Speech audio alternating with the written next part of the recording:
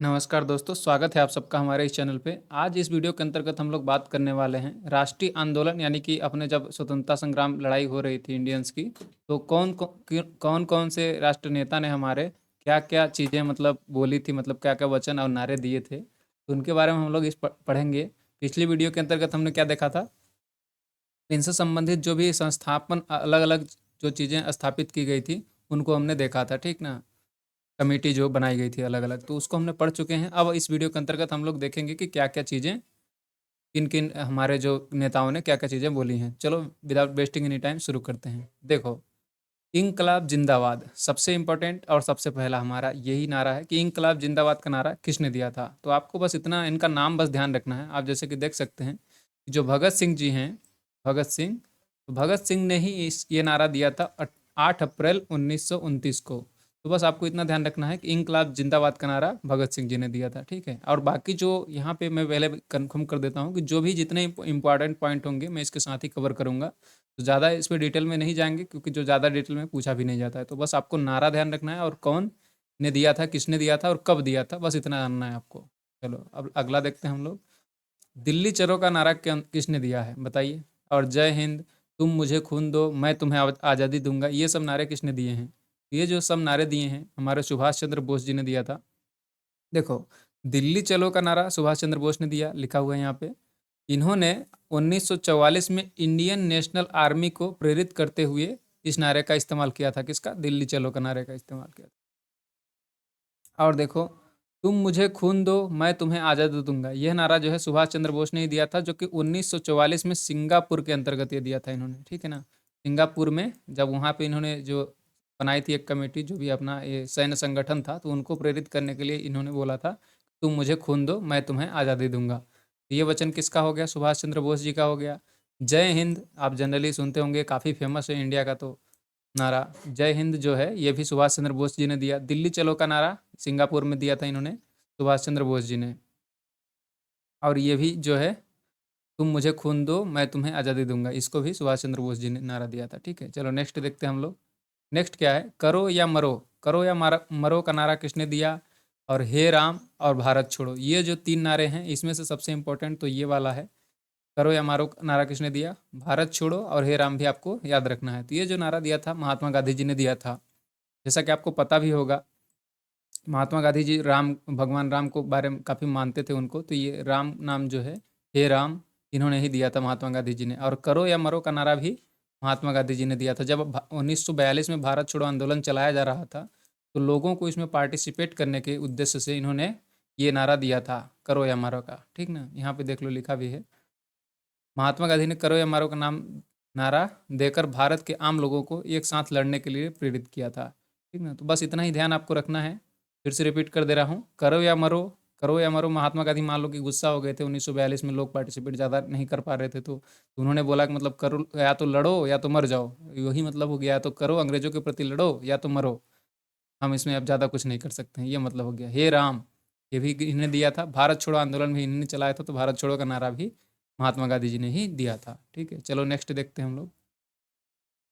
पूर्ण स्वराज, पूर्ण स्वराज का नारा किसने दिया। और आराम हराम है यह कथन किसका है। एक इस तरह से क्वेश्चन पूछा जाता है। तो ये जो दोनों पॉइंट हैं ये जवाहरलाल नेहरू जी ने बोला है, ठीक ना। तो ये आपको इतना पॉइंट ध्यान रखना है। पूर्ण स्वराज का नारा जो दिया था इन्होंने 1929 के अंतर्गत दिया था। और एक बात आपको पता होगा कि स्वराज पार्टी की स्थापना कब करी गई थी, तो 1923 के अंतर्गत की गई थी। और पूर्ण स्वराज की मांग कब करी गई? 1929 के अंतर्गत करी गई। आराम हराम है यह कथन भी जवाहरलाल नेहरू जी ने दिया है।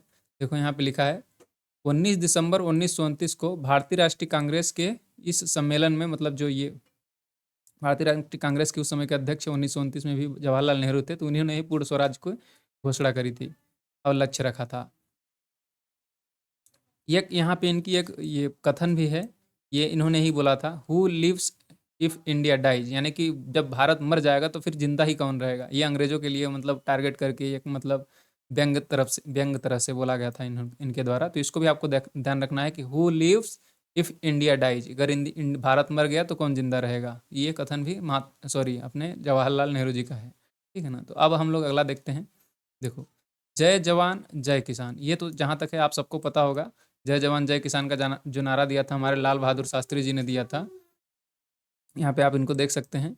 इन्होंने जो है ये नारा कब दिया था, 1965 में, जब भारत पाकिस्तान का युद्ध हो रहा था उस समय ही इन्होंने दिया था, जय जवान जय किसान। क्या हुआ था उस समय जो है 1965 के आसपास भारत में खाद्यान्न की काफ़ी कमी थी, मतलब अकाल पड़ गया था, तो खाने की पूर्ति नहीं हो पा रही थी। तो उन्होंने ये भी लोगों को बोला था कि एक टाइम कम खाओ, मतलब सिर्फ एक दिन में एक ही बार खाओ, और खुद ये रूल ये फॉलो करते थे कि एक टाइम कम ही खाते थे। तो ये एक ऐसे नेता थे। तो इन्होंने ही जो है जय जवान जय किसान का नारा दिया था। तो ये आपको पॉइंट ध्यान रखना है लाल बहादुर शास्त्री जी के बारे में, ठीक है। अब हम लोग नेक्स्ट देखेंगे।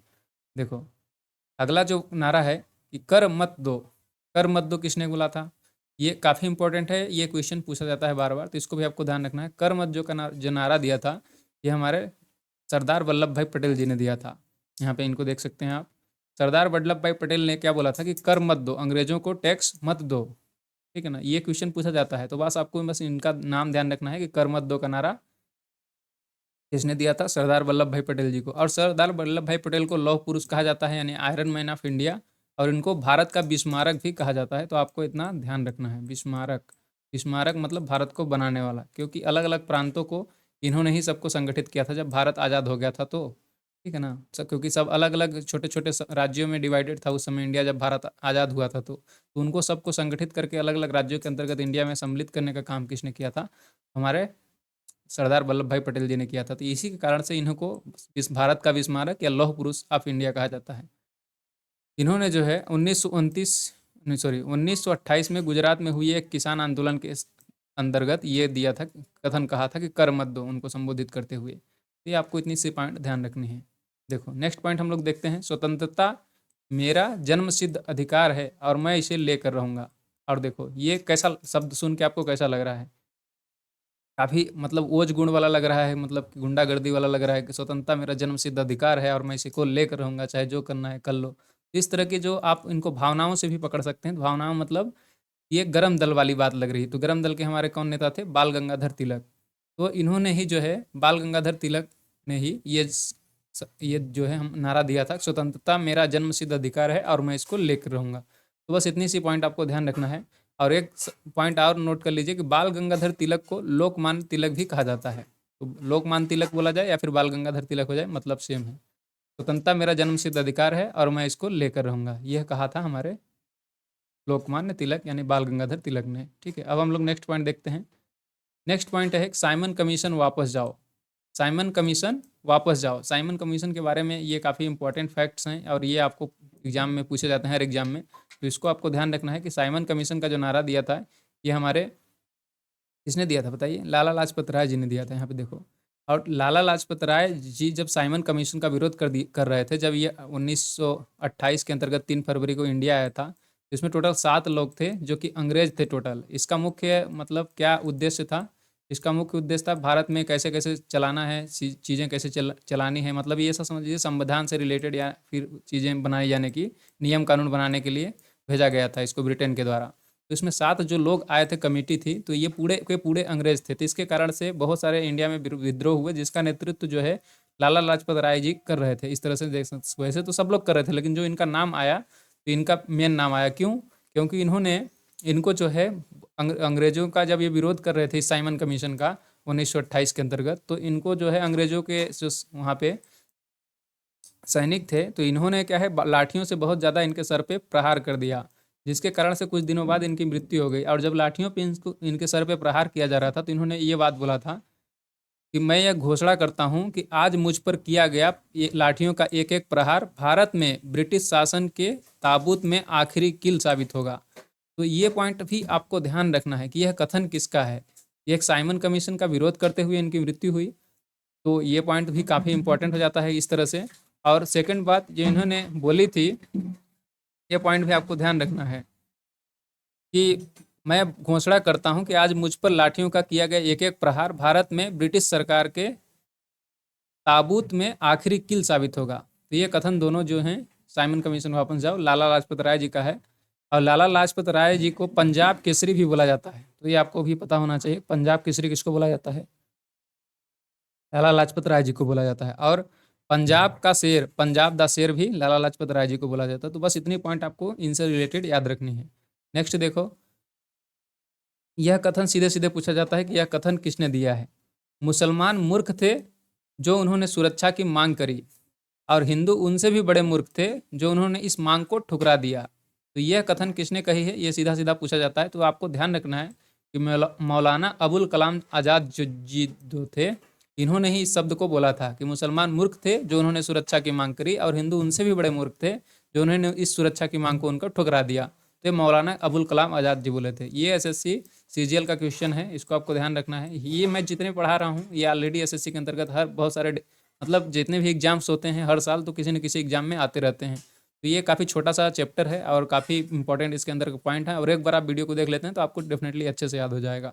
अब हमको नेक्स्ट पॉइंट देखना है कि वंदे मातरम किसने लिखा है। तो वंदे मातरम देखो, वंदे मातरम गीत बंकिम चंद्र चटर्जी द्वारा संस्कृत में रचा गया है। यह स्वतंत्रता की लड़ाई में लोगों को प्रेरणा का स्रोत था, लोगों के लिए प्रेरणा का स्रोत था। तो बंकिम चंद्र चटर्जी का आपको नाम याद रखना है, ये आपको ऐसे ही पता होगा, बुक्स के पीछे ये लिखा रहता है वंदे मातरम राष्ट्रीय गीत, तो ये आपको पता होगा। नेक्स्ट देखो, लोकनायक जयप्रकाश नारायण ने पटना के गांधी मैदान से संपूर्ण क्रांति का नारा दिया था। तो यानी कि संपूर्ण क्रांति का नारा किसने दिया था, यानी संपूर्ण क्रांति, यह जो दिया था नारा, यह जयप्रकाश नारायण जी ने दिया था।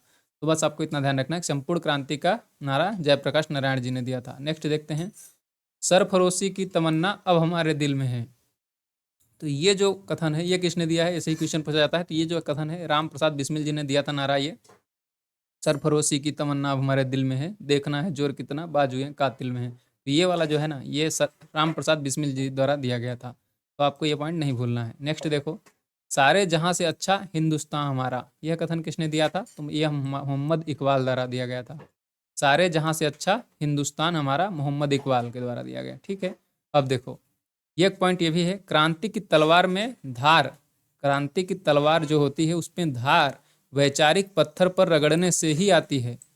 समझ रहे हैं, ये क्वेश्चन भी एसएससी जेई में आया हुआ क्वेश्चन है, 2018 या 19 में आया था, कंफर्म याद नहीं मुझे, लेकिन ये एसएससी जेई के अंतर्गत आया हुआ क्वेश्चन है। तो आपको इसको ध्यान रखना है कि क्रांति की तलवार में धार वैचारिक पत्थर पर रगड़ने से ही आती है, यह कथन जो है भगत सिंह के द्वारा दिया गया था। तो एक बार रिपीट कर दे रहा हूँ, सरफरोशी की तमन्ना अब हमारे दिल में है, राम प्रसाद बिस्मिल जी ने दिया। सारे जहां से अच्छा हिंदुस्तान हमारा मोहम्मद इकबाल ने जी ने दिया। और क्रांति की तलवार में धार वैचारिक पत्थर पर रगड़ने से ही आती है, यह कथन भगत सिंह ने दिया। तो ये थे अपने कुछ इंपॉर्टेंट पॉइंट। अब यहाँ पे हमारा वीडियो खत्म होता है। चैनल को सब्सक्राइब कर लीजिए अगर आपको वीडियो पसंद आती है तो, और दोस्तों को भी शेयर करिए अपने, ताकि उन्हें भी ये सब चीज़ें याद हो सकें ईजी वे में। ठीक है ना। और अगर चैनल को सब्सक्राइब नहीं किया सब्सक्राइब कर लीजिए। अगर वीडियो अच्छा लगता है तो उसको लाइक करिए और अपने दोस्तों के साथ शेयर करिए। और इस तरह से हंसते रहिए और मुस्कुराते रहिए और वीडियो को अच्छे से देखते रहिए और पढ़ते रहिए। अपन मिलते हैं नेक्स्ट वीडियो के अंतर्गत, तब तक के लिए थैंक्स फॉर वॉचिंग दोस्तों।